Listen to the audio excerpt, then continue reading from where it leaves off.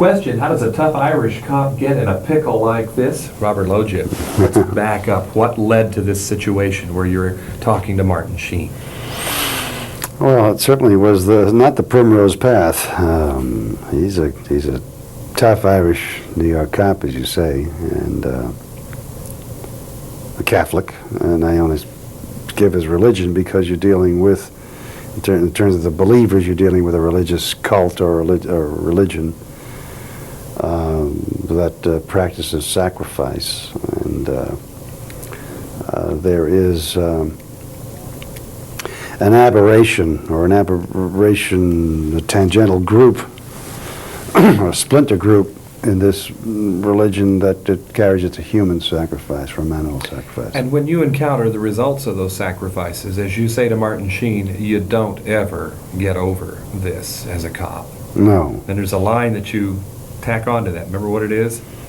Small Maybe letters. now you know why cops drink? Is that what I said? Right. Yeah, that's true. Little shiver has to go up your back when you hear a line like that, when you see a scene like that. Oh, for sure, for sure. McTaggart definitely needs a drink, like when he goes to the bar. The bartender says, "You've been down to the freezer again," huh? And it's true. And I don't know how many morgues you've been to, but one is enough for me. And it's tough to take when you see the smell on the bodies and what's unclaimed, and it's. But the contrast tough. all of this affords, because when we first see you, you're extremely tough. No nonsense, take charge. And if Right. you can get shook like this, Yeah, well, so much happens that he starts believing the unbelievable, and that there is a force in this force. But he gets worn down to the nub. It takes a lot to resist when you're being accused, like a Joan of Arc, or any given during the witch hunt. Any given person is going to be burned at the stake or whatever. It's difficult to resist, but not believing that you've done something wrong, or that you are, in fact, what you are being accused of. And McTaggart comes to feel that it's mea culpa somehow. He's being punished for his own sins as a Catholic, and does a mea culpa and an act of contrition, and the rest. let's go around the world here with Robert Loggia. I'm thinking of the mad sailor in Hot Pursuit, and Anwar Sadat, and Golda, and an Egyptian, a Mexican on your TV series, Alfego Baca, a Cuban. What's your own nationality, and have you ever played it on screen? Well, I did in Prizzi's honor. I played a Sicilian, my mother and father were Sicilian, born in Sicily. I'm first-generation American, of the generation that where they said assimilate, and assimilate quickly and now, and forget the old country, and that we speak with a broken English. My mother didn't, because she came when she was 4, but my father was in his 20s, and he was definitely Italian. And but it was the American dream. That's the reason he came over. And I am a product of the American dream, the land of opportunity and Statue of Liberty, and through education that you can surpass your father. And that was his ardent dream.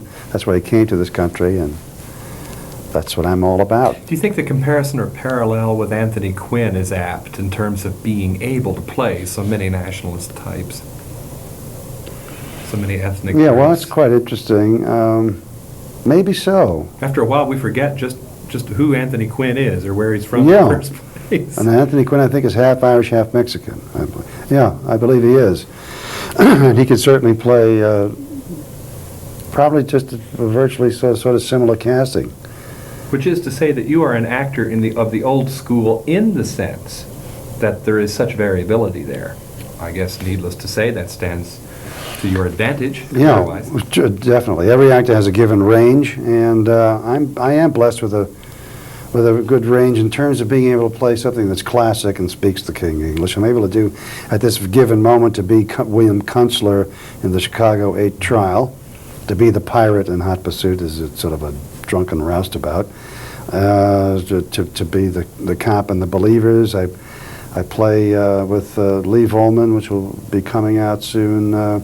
Gabby. I play We play a Jewish couple from Vienna in 1936. Now, this incredible grasp of global proportions doubtless came to you at MU, correct? I mean, that's the place to acquire this world knowledge. Old Mizzou. Tell us about it. When were you there? I was graduated in 1951. As a matter of fact, there was another actor going to school at the same time who did his first play, as I remember, at the university, and that's George C. Scott. We graduated. He was graduated after me. He was a GI. Then Bruce J. Friedman was there, this novelist, at the same time. Anyway, I did a few plays. Did a play at Stevens College for women, and at Christian College. I did some plays then in the Army. I did summer stock with Northwestern at the Eaglesmere under Elvina Krause. See, I didn't know, because actors being such nomadic types, I didn't know if they necessarily look upon their school as a center, a route that they return to. I mean, I didn't know if you'd ever been back to Columbia.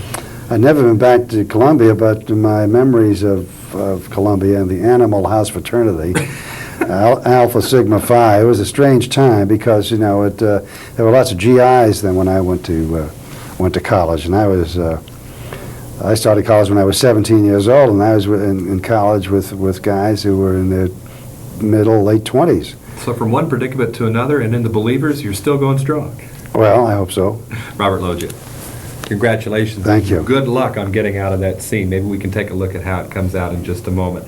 I'm John Tibbetts here in Toronto with Robert Loggia of the Believers for KCTV5.